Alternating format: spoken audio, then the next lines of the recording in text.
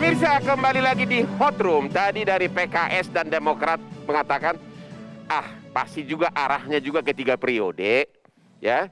Tapi ada juga yang mengatakan Pak Ali masih ragu-ragu. Tapi waktu istirahat tadi dia bilang, Bismillah 3 periode. Kalau Bang Jazuli bilang Bismillah 3 periode, kita bikin 3 periode. Jadi kalau gimana? Bang Jazuli bilang tidak, berarti sama dengan Pak Jokowi. Itu loh.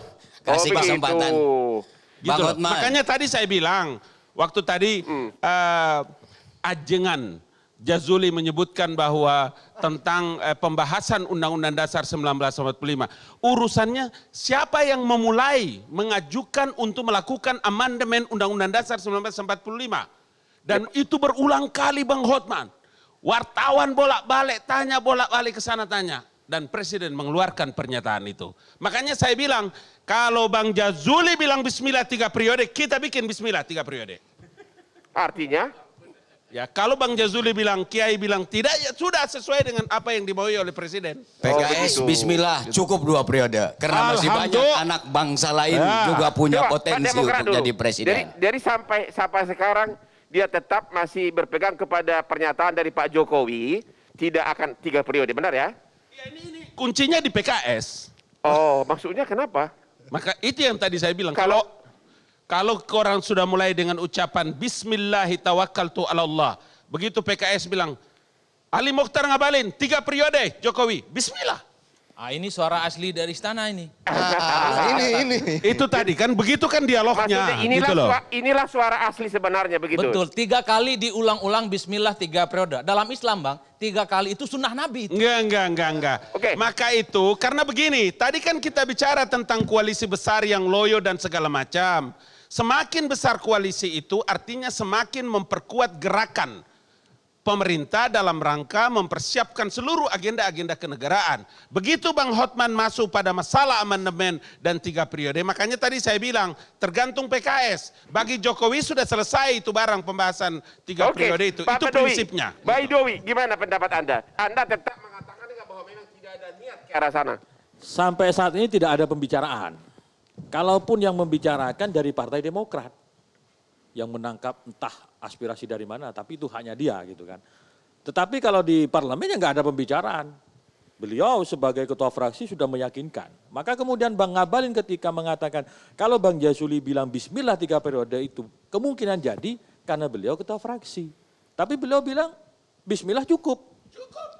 Tapi kan masalahnya Bang, ada orang yang berkampanye Jokowi 3 periode, tangkepin itu. Karena melanggar undang-undang. Bagaimana tangkapin orang punya hak melanggar demokrasi. undang-undang, memaksa Bicara tentang Jokowi kebebasan. melanggar undang-undang. Negara demokrasi. Orang punya hak bicara. Itu memaksa presiden Bang, itu memaksa presiden untuk inkonstitusional. Pak Jaki, gimana pendapat Pak Jaki deh? Presiden sudah bilang kok bagaimana? Ini Demokrat nih. Gini, mohon maaf nih. Lagi-lagi kita akan bicara di sini, bicaranya adalah fakta bahwa koalisi sudah sangat gemuk sebelum ini dan sudah sangat kuat. Dan untuk apa diperbesar Dan begitu? untuk apa lagi diperbesar? Seharusnya fokusnya bukan memperbesar koalisi, tetapi bagaimana agar kerja pemerintah dan juga kinerja para parpol pendukung pemerintah itu bisa lebih optimal lagi. Ada akselerasi dalam penanganan COVID-19. Apakah gitu loh. dengan masuknya PAN nanti sudah pasti tokcer Undang-Undang Dasar 45 bisa dirubah untuk 3 periode presiden? Ya, seperti yang saya sampaikan tadi, Jadi tinggal suara udah 3 pasti kursi gol. saja, tinggal 3 kursi saja yang dibutuhkan dari DPD untuk menggolkan segala keinginan pemerintah jika ingin ada amandemen Undang-Undang Dasar 45. Jadi masuknya gitu. PAN ini sangat signifikan ke arah... Sangat signifikan kalau Bang kita Hotman, bicara Bang mengenai Hotman, perubahan konstitusi. begini. Gitu. Ini Jangan kan sampai kekhawatiran rakyat salah publik. menerima ini informasi. Ini kekhawatiran publik loh. Jangan ya. sampai rakyat salah menerima ini informasi. Begitu mekanisme di parlemen, ini ada beliau-beliau ini kan, kami ini semua pernah di parlemen jadi tahu. Undang-undang juga mengatur tentang mekanisme itu. Kan selama ini konsentrasi pemerintah itu adalah bagaimana melayani masyarakat dengan pandemi yang begini dahsyat.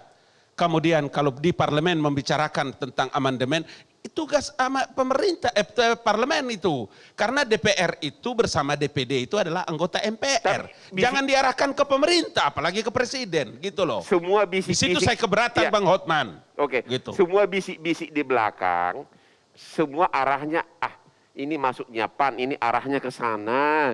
Mau merubah UUD 45 ke 3 periode. Di dalam ini? Islam itu ada yang disebut dengan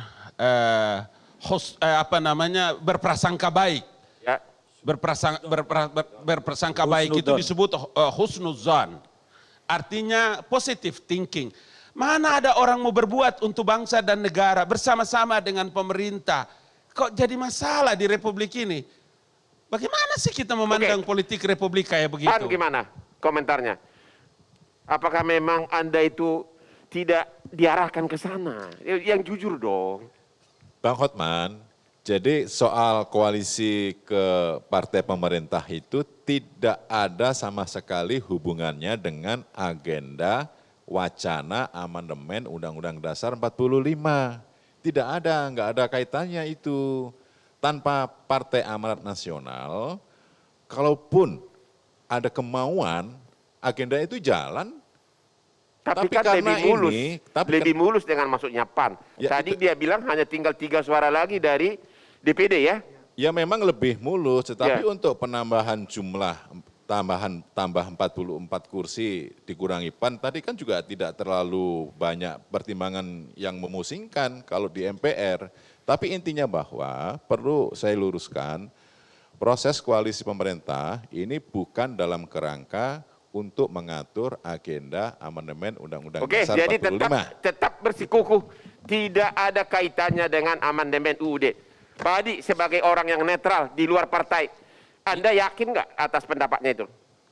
Saya tidak yakin Bang, karena saya tidak terlampau percaya dengan politisi 100%. Dulu Jangan langsung begitu dong. Kan begini, Pakai Bang. logika dulu dong. Logika sederhana Ya, begini, ya. Bang Abalin bilang nggak mungkin diciptakan undang-undang dalam semalam. Ya. Karena titik koma jadi perdebatan panjang. Ya. Undang-undang cipta kerja banyak versinya kok, titik komanya salah. Oke, kita fokus dulu ke sini. Kan begitu. Kalau Fokus dulu soal ke tadi jawabannya tadi. Soal amandemen. Iya, soal amandemen. Tetap mereka membantah, tidak setuju. kan amandemen awalnya ingin mengembalikan GBHN. Ya. Ini macam membuka kotak Pandora, Bang. Tapi siapa yang bisa menjamin dari kotak Pandora itu yang keluar cuma GBHN?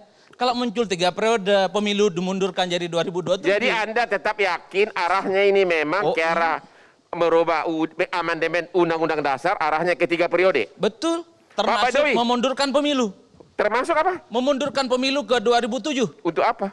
Memanjangkan jabatan presiden dan DPR. Sama-sama untung, Bang. Waduh, Pak. Itu Bang skenario Hotman, lain. sebelum ke sahabat Ya, saya, ya. saya belum ke sahabat saya. Makanya presiden itu bilang, waktu MPR datang kan beliau tanya, apa memang bisa dijamin pembahasannya cuma segitu doang, tidak liar ke sana kemari. Tingkat kekhawatiran seorang kepala negara dan kepala pemerintahan seperti Jokowi itu, begitulah tingkat kekhawatirannya. Artinya apa? Tolong dah di luar ini jangan bicara-bicara yang tidak mengerti. Karena presiden sendiri punya sikap untuk kepentingan bangsa dan negara dan rakyat Indonesia, saya cukup 2 periode. Oke, Pak Baidowi gimana? Apakah nanti keadaan bisa berubah setelah semuanya mulus? Iya deh, rubah aja deh termasuk 3 periode begitu. Ya, koalisi besar itu tidak selalu bermuara pada amandemen. Sebelum era Pak Jokowi ada era Pak Presiden SBY. Koalisinya juga besar gitu kan. Ya. Tetapi nggak ada bermuara ke situ. Soal asumsi publik ya biasa saja, namanya orang berpendapat. Orang berpendapat kan nggak bisa dihalangi. Kalau misalkan ada yang mengusulkan Presiden Jokowi bisa 3 periode. Itu tadi kata Adi Prayitno itu bisa dihukum. Lah, itu kan pendapat. Sama dengan orang mengatakan ganti presiden sebelum waktunya di 2019. Maksud orang begitu mau kita hukum? Kan tidak mungkin. Namanya orang berpendapat sah-sah saja. Tapi saya mau tanya, dengan banyak kuatnya koalisi Jokowi sekarang ini, ya, pada waktunya nanti sebagai manusia normal, masuk di akal enggak nanti kalau pintunya sudah terbuka semua untuk merubah UUD 45, masuk di akal enggak Pak Jokowi bakal menolak untuk dicalonkan presiden yang ketiga kali?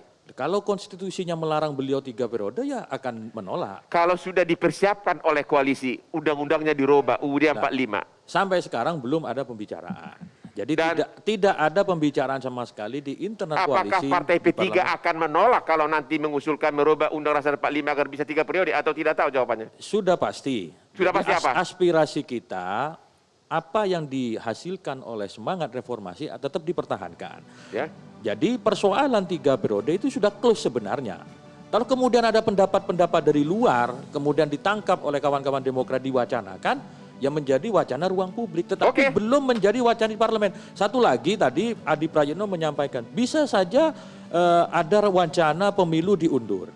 Nah itu wacana baru lagi. Meskipun sebenarnya memajukan dan memundurkan pemilu hal yang biasa. Karena fakta sejarahnya ada. Pemilu harusnya 71 diundur ke 72. Pemilu yang harusnya 2002 dimajukan ke 99. Jadi atas kesepakatan aja sebenarnya gitu. Ya, oke, kita rehat dulu dan di segmen berikutnya akan meminta closing statement dari bos-bos kita ini, ya.